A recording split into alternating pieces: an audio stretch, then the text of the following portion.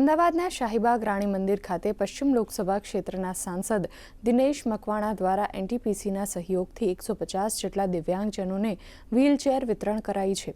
આ કાર્યક્રમમાં શહેરી વિકાસ મંત્રી દર્શના વાઘેલા, એલિસબ્રિજ, મણિનગર અને શાહપુરના ધારાસભ્ય ઉપસ્થિત રહ્યા હતા। આ પ્રસંગે શહેરી વિકાસ મંત્રી દર્શના વાઘેલા અને સાંસદ દિનેશ મકવાણાએ જણાવ્યું કે આ કાર્યક્રમ કરવાનો મુખ્ય ઉદ્દેશ દિવ્યાંગજનોને આશય આપી સમાજમાં સકારાત્મક બદલાવ લાવવાનો છે।